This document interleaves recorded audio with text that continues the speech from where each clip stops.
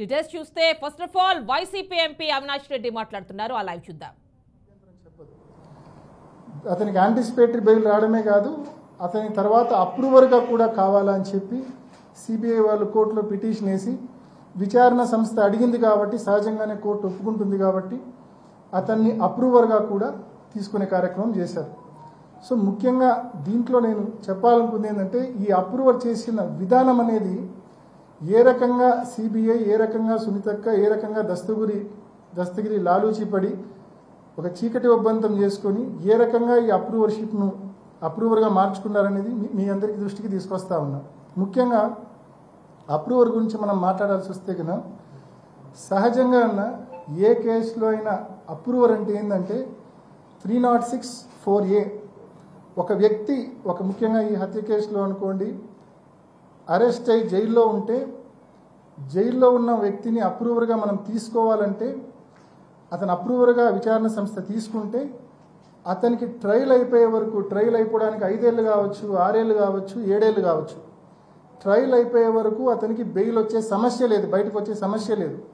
దాన్ని ఓవర్కమ్ కావడానికి చట్టంలోని లొసుగును చూసుకొని అతనికి పెద్ద గిఫ్ట్ 306(4)B అదేంటంటే యాంటిసిపేటరీ బెయిల్ వచ్చిన తర్వాత అప్రూవర్గా మార్చుకుంటే అతను జైల్లోకి ఒక్కరోజు కూడా పోవాల్సిన అవసరం లేదు.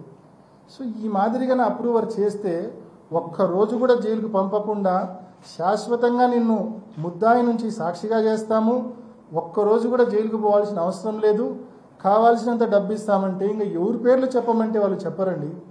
ఒక్కసారి దీని విఘ్నతతో మీరందరూ కూడా ఆలోచించమని నేను కోరుతా ఉన్నాను.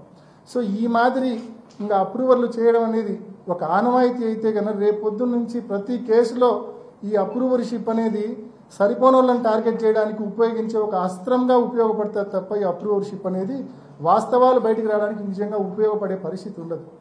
సో ఇది అప్రూవర్షిప్కు సంబంధించింది. అప్రూవర్షిప్తో పాటు సిబిఐ, సునీతక్క, దస్తగిరి లాలూచి విషయంలో కొన్ని ఎగ్జాంపుల్స్ కూడా మీ అందరి దృష్టికి చెప్పాలనుకుంటున్నా. ముఖ్యంగా 20 జూలై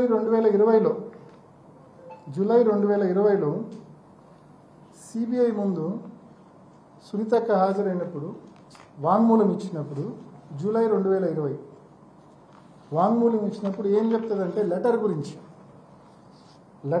ఏం చెప్తుందంటే at this time my husband showed me a photo in his mobile. అంటే సునీతక్క భర్త రాజశేఖర్ ఫోన్లో photo చూపించారంట. The said photo was purported letter written by my father and mentioning therein the name of Prasad driver as suspect killer. The said photograph was forwarded through Krishna Reddy to my husband. After this I got afraid and suspicious as well that it may have been a fabricated letter in order to put the blame on Prasad and that he may be killed if the letter comes out. అని ఆ letter గురించి లెటర్ను చూసినా అని చెప్తుంది, letter ఉందని తెలిసి అని చెప్తుంది, లెటర్ బయటకు వస్తే ఏమేమో అవుతాయని చెప్పి కూడా ఇంత డీటెయిల్డ్ ఎక్స్ప్లెనేషన్ ఇస్తారు. ఇంకా కింద చాలా ఉంది చదువుకుంటా పోతే. ఆ తరువాత వెంటనే బహుశా ఎవరో చెప్పినట్టు ఉన్నారు, సిబిఐలోనే ఎవరైనా లాయర్లు చెప్పినారేమో, ఈ రకంగా స్టేట్మెంట్ ఇస్తే నీకు నష్టమమ్మా అని చెప్పారేమో.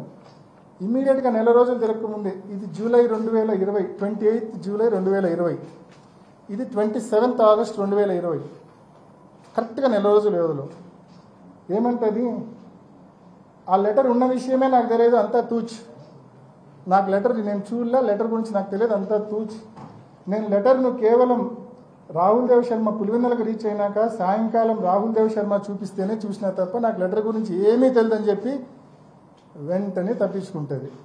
సిబిఐకి ఇచ్చిన వాంగ్మూలాలండి ఇవన్నీ కూడా. ఈజ్ దిస్ న్యాచురల్ జస్టిస్ అని నేను అడుగుతా ఉన్నా, సునీతక్కను అడుగుతా ఉన్నా, సిబిఐని కూడా అడుగుతా ఉన్నా. ఇది న్యాచురల్ జస్టిసా? సామాన్యుడికి ఇది సాధ్యమేనా? సిబిఐ దగ్గర ఒక వాంగ్మూలం ఇచ్చి నెల తిరగకుండానే నా వాంగ్మూలం అది కాదు, నేను అసలు చూడలే వినలే, దాని గురించి నాకు ఏమీ తెలియదంటే అటువంటి వాంగ్మూలం అసలు రికార్డు చేస్తారా? నెల తిరగకుండానే వాంగ్మూలం, మళ్ళీ రెండో వాంగ్మూలం నాకేం తెలియదంటే రికార్డ్ చేశారు. మీ అందరికీ కాపీస్ ఇస్తున్నా, ఇప్పుడు మీ అందరికీ కూడా 10 కాపీస్ మీ అందరికి ఇస్తా ఉన్నా.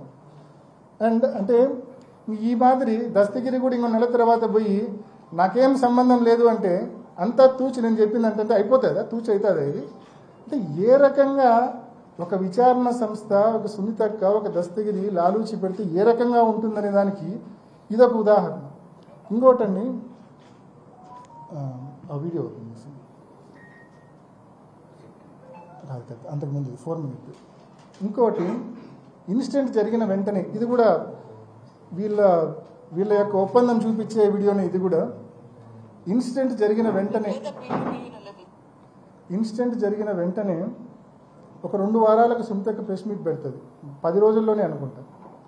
ఆ ప్రెస్ మీట్లో చాలా స్పష్టంగా చెప్తుంది, what was my father doing, మీరే వినండి.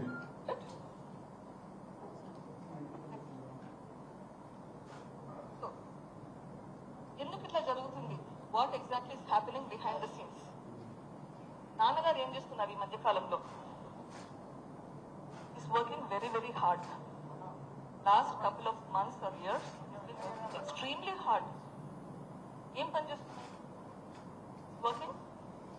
అవినాష్ ని ఎంపీ చేయడానికి ఏమేం చేయాలనో ఆలోచిస్తున్నారు. Is working on that. జగనన్నని సీఎం చేయడానికి ఏమేం చేయాలో ఇస్ వర్కింగ్ ఆన్ దట్. నాన్న చనిపోయింది 15th మార్నింగ్ అయితే 14th ఈవినింగ్ రాత్రి 10 గంటల వరకు కూడా జమ్మల్మడుగులో లాస్ట్ మీటింగ్ అల్లే ప్రభావతమ్మ గారితో, అక్కడ local leader, trying to convince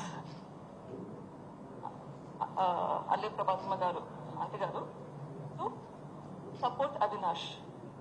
this has been his agenda, trying to raise people's support so that Avinash would win in the elections. మన సునీతక్క మాట్లాడింది సరిగ్గా ఇన్సిడెంట్ అయిన 10 రోజులకు మాట్లాడిన వీడియో చాలా స్పష్టంగా చెప్పింది. మరి ఈరోజు ఎంపీ టికెట్ మోటివ్ అని ఎట్లా అంటా ఉన్నారో నాకైతే అర్థం కావడంలా. సో ఆ వీడియో ఒకవైపు, నేను నా యాంటిసిపేటరీ బెయిల్ ఆర్గ్యుమెంట్స్ అప్పుడు ఎంపీ టికెట్ను మోటివ్గా చూపించే ప్రయత్నం జరిగినప్పుడు నేను స్పష్టంగా హైకోర్టులో ఇదే వీడియో ప్రజెంట్ చేసిన. ఈ రకంగా వీడియో సొంత కూతురు మాట్లాడింది, మరోవైపు ఎంపీ టికెట్ను మోటివ్గా చూపిస్తూ ఉన్నారని చెప్పి నేను కోర్టులో కూడా పెట్టిన. దాన్ని ఓవర్కమ్ కావడానికి ఏం చేసిందో తెలుసా మీకు? దాన్ని ఓవర్కమ్ కావడానికి ఇది మరీ విచిత్రంగా ఉంటుంది. ఇది మరో ఉదాహరణ. దాన్ని ఓవర్కమ్ కావడానికి మే 2023 అంటే నాకు బెయిల్ వచ్చిన తర్వాత దాదాపు సిబిఐ దగ్గర 13 సార్లు వాంగ్మూలాలు రికార్డ్ చేయించినారు. 13 సార్లు, బహుశా ఇది రికార్డు ఉండొచ్చేమో. మే 2023లో నాకు బెయిల్ వచ్చిన తర్వాత వాళ్ళల్లో ఈ డిఫెక్ట్ కనిపించింది వాళ్ళకు.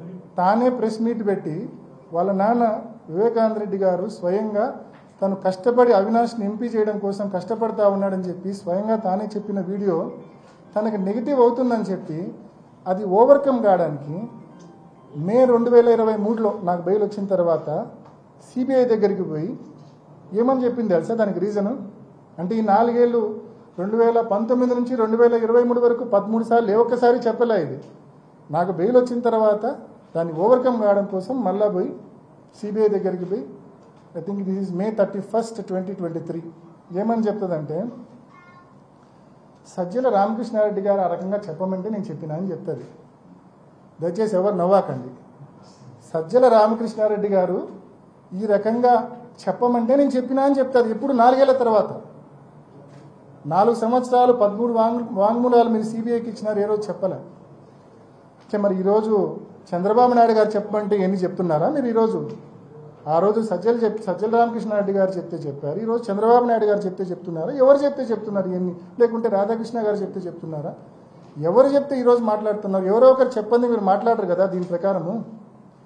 సో ఇది మరొక ఉదాహరణ. ఇంకొక ఉదాహరణ చెప్తాను మీకు. సిబిఐ వాళ్ళు they presented in the High Court that అవినాష్కు ముందే విషయం తెలుసు. He was waiting for a phone call. Incident జరిగిందని ముందే అవినాష్కి తెలుసు. He was waiting for a phone call from third person so that he could immediately go and screen the evidence అని నా మీద ఒక అభియోగం మోపారు. అంటే నాకు ముందే అంతా తెలుసంట, నేను ఎవరో ఫోన్ చేస్తారని చెప్పి వెయిట్ చేస్తానంట. ఆ ఫోన్ కాల్ వస్తే వెంటనే హుటాహుటిని ఇంటికి పోయి నేను ఎవిడెన్స్లు స్క్రీన్ చేయొచ్చు, తుడిచేయచ్చు అని నేను వెయిట్ చేస్తూ ఉన్నానని చెప్పి మరొక అభియోగం. ఇది కూడా స్పష్టంగా ప్రతి ఒక్కరు అర్థం చేసుకోవాలి. ముఖ్యంగా first Shivaprakash Reddy third person ఎలా అవుతాడు? ఫస్ట్ నా question. Shivaprakash Reddy is none other than brother in law of Vivekananda Reddy garu. Sowbhagyamma సొంతం తమ్ముడు, సునీతమ్మ సొంతం మామ. హైదరాబాద్లో మీ అందరూ కలిసే బయలుదేరినారు. మీరు నాకు ఫోన్ చేసి నేను పులివెందుల నుంచి జమ్మలమడుకు బయలుదేరినా. కరెక్ట్గా ఇప్పుడు ఎక్కడైతే కృష్ణాలయం ఉందో అప్పటికి ఇంకా కట్టలేదు కృష్ణాలయం. అక్కడ నుంచి రింగ్ రోడ్లోకి ఎంటర్ అయినా ఈ ఫోన్ కాల్ శివప్రకాష్ రెడ్డి గారు చేసి వెంటనే బావింటికి బావ చనిపోయినాడని చెప్పిన వెంటనే యూటర్న్ తీసుకొని వివేకానంద రెడ్డి గారి ఇంటికి పోయిన వెంటనే బాడీ చూసి బయటకు వచ్చి నేను ఫోన్లు చేసిన. ఎక్కడెక్కడ స్క్రీనింగ్ జరిగిందనేది నాకు అర్థం కాల. ఇందులో నేను చెప్పాలనుకుంది ఏంటంటే థర్డ్ పర్సన్ శివప్రకాష్ రెడ్డి ఎలా అవుతాడు? నేను శివప్రకాష్ రెడ్డి ఫోన్ చేస్తాడని ఎలా ఎక్స్పెక్ట్ చేస్తా? అసలు నాకేమన్నా కాలజ్ఞానినా? నేనేమన్నా శివప్రకాష్ రెడ్డి ఆ నిమిషం నాకు ఫోన్ చేస్తాడని నాకు ఎలా తెలుసు? This is my question to CBI, question to సునీతక్క, question to Shivaprakash Reddy also. ఎలా తెలుసు వీళ్ళకు? అంటే నేను ఎలా కనుక్కోగలను పలానా వ్యక్తి ఇప్పుడు ఒక గంట తర్వాత అన్న నాకు ఫోన్ చేస్తాడని నేను చెప్పగలను? చెప్పలేను కదా. ఎలా చెప్పగలను నేను? I was waiting for a phone call from third person అంట. నేను చెప్పగలను, ఎప్పుడు చెప్పగలను తెలుసా? నేనంతగా నేను ఒక మనిషిని ఆర్గనైజ్ చేసుకొని ఆడికి పోయి ఫోన్ చేయపో అంటే అప్పుడు చెప్పగలను. ఎందుకంటే ఆ టైంలో నా భాగస్వామ్యం ఉండింటుంది కాబట్టి. బట్ ఇక్కడ నా భాగస్వామ్యం లేదు. ఎక్కడో హైదరాబాద్ నుంచి ఇంట్లో డెడ్ బాడీ చూసిన వ్యక్తి హైదరాబాద్కు ఆయనకు ఫోన్ చేస్తే ఆయన ఇద్దరు ముగ్గురికి ఫోన్ చేసినాక మళ్ళీ మూడో మనిషి నాకు ఫోన్ చేసినాడు. నేను ఒక 3-4 వెహికల్లో పోతా ఉన్నా, తిప్పుకొని అందరం కలిసి పెదనాన్న ఇంటికి పోయినాం, వివేకం పెదనాన్న ఇంటికి పోయినాం. అంటే దీన్ని నేను చెప్పాలనుకుంది ఏంటంటే ఎలా నేను వెయిట్ చేస్తున్నా అని ఎలా వీళ్ళు చెప్పగలరు? థర్డ్ పర్సన్ ఫోన్ కాల్ కోసం వెయిట్ చేస్తున్నాను ఎలా వీళ్ళు చెప్పగలరు? Is it not a blind allegation? నిజంగా మీరు ఆలోచించండి. ఆ ఫోన్ కాల్ ఇంకొక 15 నిమిషాలు ఆలస్యంగా వచ్చింది అనుకోండి, నేను ఆ పాటికి ఇంకా సుమారుగా దూరం పోయింటా కదా. నేను వెనక్కి రావడానికి మరొక 15-20 నిమిషాలు పట్టిండేది కదా. అప్పుడు ఈ అలిగేషన్సే నా మీద వచ్చిండేటి కాదు కదా. ఇంత కామన్ సెన్స్ కూడా అప్లై చేయకుండా అలిగేషన్స్ చేయడము, నిందలు వేయడము కరెక్టా?